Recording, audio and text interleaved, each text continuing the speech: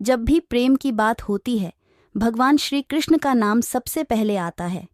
श्री कृष्ण को प्रेम और स्नेह का प्रतीक माना जाता है। पुराणों के अनुसार श्री कृष्ण की 16,108 रानियां थीं। श्री कृष्ण की मुख्य रानियों में रुक्मणी, सत्यभामा का नाम शामिल है। इसके अलावा बाल्यावस्था में श्री कृष्ण के गोकुल में गोपियों संग रास लीला की कहानियां आज भी मशहूर हैं। हालांकि सभी को प्रेम और स्नेह का पाठ पढ़ाने वाले श्री कृष्ण का नाम सिर्फ राधा के साथ ही लिया जाता है। हर कोई प्रभु कृष्ण के नाम का जाप करते समय राधे श्याम का उच्चारण करता है। भले ही उनकी 16,108 रानियां थीं, लेकिन जब प्रेम की मिसाल दी जाती है तो श्री कृष्ण और राधा का प्रेम सबसे ऊपर होता है। श्री कृष्ण और राधा की प्रेम का जिक्र होता है तो यह सवाल जरूर मन में उठता है कि जब दोनों के बीच इतना प्रेम था तो कृष्ण ने राधा से विवाह क्यों नहीं किया। 16,108 रानियों में एक राधा क्यों नहीं थी। इस साल 19 अगस्त को कृष्ण जन्माष्टमी का पर्व मनाया जा रहा है। कृष्ण जन्माष्टमी के मौके पर जानिए कृष्ण और राधा की प्रेम कहानी के बारे में। आखिर कृष्ण ने राधा से पद्म पुराण के मुताबिक राधा वृषभानु नाम के एक गोप की पुत्री थी। कुछ विद्वान मानते हैं कि राधा का जन्म यमुना नदी के पास स्थित रावल गांव में हुआ था। बाद में उनके पिता बरसाना में आकर बस गए थे। हालांकि कुछ लोगों का यह मानना है कि राधा का जन्म बरसाना में ही हुआ था। बरसाना में राधा जी को लाडली कहा जाता है। ब्रह्म वैवर्त पुराण के अनुसार राधा जी कृष्ण से 4 साल बड़ी थीं और उनकी मित्र थीं। राधा जी से जुड़ी कई अन्य मान्यताएं भी हैं।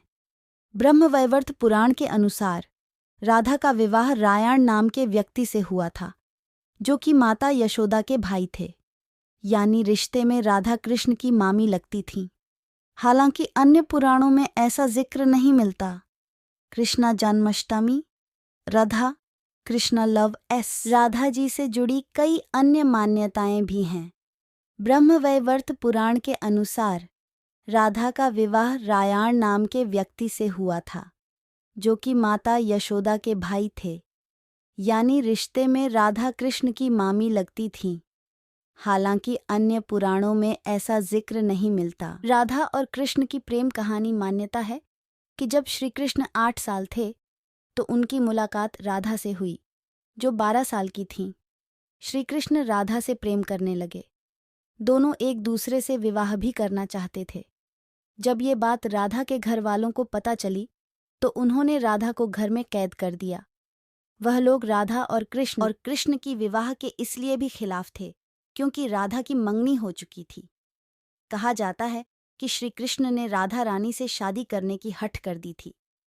इस पर यशोदा माता और नंद बाबा उन्हें आर्ष गर्ग के पास ले गए। आर्ष गर्ग ने भी कान्हा को बहुत समझाया। इसके बाद कान्हा का मथुरा बुलावा आ गया। वह हमेशा के लिए वृंदावन छोड़कर मथुरा चले गए। उन्होंने राधा से वादा किया था कि वह वापस लौटेंगे, लेकिन वह कभी वापस नहीं आए। न ही राधा जी के मथुरा या द्वारका जाने का जिक्र मिलता है। क्यों नहीं हुआ राधा और कृष्ण का विवाह? राधा और कृष्ण का विवाह न होने के कई कारण बताए जाते हैं। इसमें से एक कारण नारद जी का श्राप भी माना जाता है। रामचरितमानस के बालकांड के अनुसार माता लक्ष्मी के स्वयंवर में नारद जी भी जाना चाहते थे।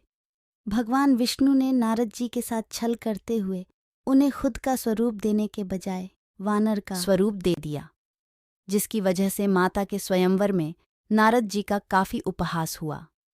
जब नारद जी को इस बात का पता चला तो वह बैकुंठ पहुंचकर विष्णु जी से बहुत नाराज हुए और श्राप दिया कि उन्हें पत्नी की वियोग सहना होगा।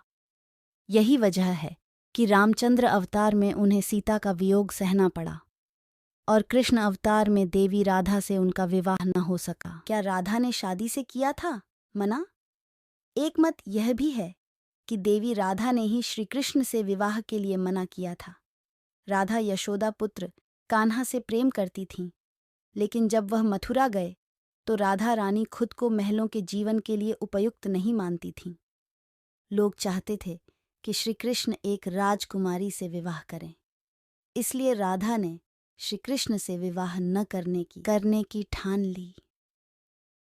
ये भी कहा जाता है कि राधा को महसूस हो चुका था कि श्री कृष्ण भगवान का अवतार है।